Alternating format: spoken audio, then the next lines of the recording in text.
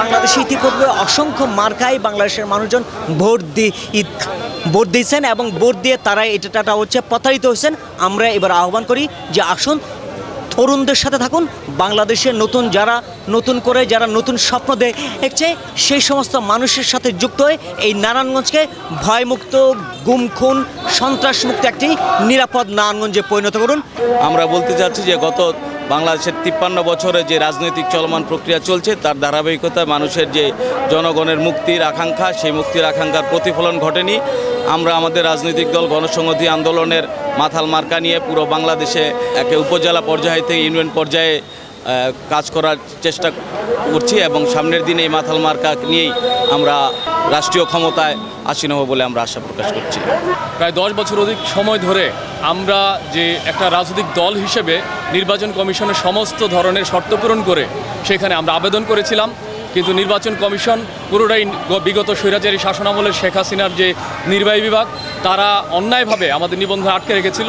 বিগত 17ই সেপ্টেম্বর আমরা হাইকোর্ট থেকে এই নির্বাচনী নিবন্ধন কমিশনের নিবন্ধন আমরা পেয়েছি এবং দলীয় প্রতীক আমাদের মাথাল।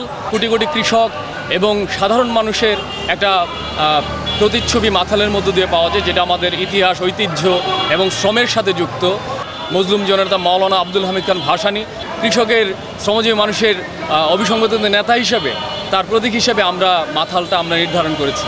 ফলে আমরা এই বাংলাদেশের একটি গণতান্ত্রিক পরিবর্তন এবং সেই পরিবর্তনে সামনের দিনে এই রাষ্ট্র সংস্কার এবং সংবিধান সংস্কারের মধ্য দিয়ে যে নতুন পরিবর্তন আসবে সেই পরিবর্তনের সাথে আমরা অংশগ্রহণমূলকভাবে নির্বাচনে অংশগ্রহণ করতে চাই এবং বাংলাদেশে একটি গণতান্ত্রিক নির্বাচনী ব্যবস্থার মধ্য দিয়ে দেশের শাসন ক্ষমতায় আমরা দেশকে পরিচালনা করার একটা সুযোগ আমাদের সামনে তৈরি হচ্ছে, সেই সুযোগে আমরা অংশগ্রহণ করতে চাই।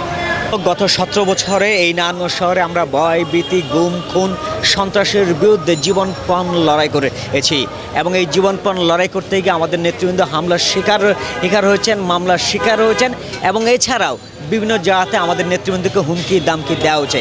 এই কোনো হুমকি দামকি আমাদেরকে পরাজিত করতে পারেনি। আমরা সন্ত্রাসের বিরুদ্ধে ছিলাম, আমরা চাঁদাবাজের বিরুদ্ধে ছিলাম, আমরা রাহাজানির বিরুদ্ধে ছিলাম, নৈরাজ্যের বিরুদ্ধে ছিলাম। আমরা চাই এটি শান্তিপ্রিয় নারায়ণগঞ্জ, এই শান্তিপ্রিয় নারায়ণগঞ্জের জন্য আমরা লড়াই করব এবং বাংলাদেশে গত 5 তারিখের পরে যে পরিস্থিতি তৈরি হয়েছে আমরা মনে করি আগামী বাংলাদেশ হবে জবাবদিহিতামূলক বাংলাদেশ। আগামীতে যে নির্বাচন অনুষ্ঠিত হবে সেই নির্বাচনে আমাদের দলের বিভিন্ন প্রার্থীরা আমাদের নিবন্ধিত প্রতীক মাথাল মার্কায় নির্বাচন করবে। আমরা নারায়ণগঞ্জবাসীকে আহ্বান জানাই যে বাংলাদেশে ইতিপূর্বে অসংখ্য মার্কায় বাংলাদেশের মানুষজন ভোট দিয়েছেন এবং ভোট দিয়ে তারা এটা হচ্ছে প্রতারিত হয়েছেন। আমরা এবার আহ্বান করি যে আসুন তরুণদের সাথে থাকুন, বাংলাদেশে নতুন করে যারা নতুন স্বপ্ন দেখছে সেই সমস্ত মানুষের সাথে যুক্ত হয়ে এই নারায়ণগঞ্জকে ভয়মুক্ত, গুম খুন, সন্ত্রাসমুক্ত একটি নিরাপদ নারায়ণগঞ্জে পরিণত করুন। সে লড়াই গণসংহতি আন্দোলন লড়বে, সে লড়াই নারায়ণগঞ্জ গণসংহতি আন্দোলনের সকল নেতাকর্মী লড়াই থাকবে, এই আশাবাদ এবং এই অঙ্গীকার আমরা ব্যক্ত করি।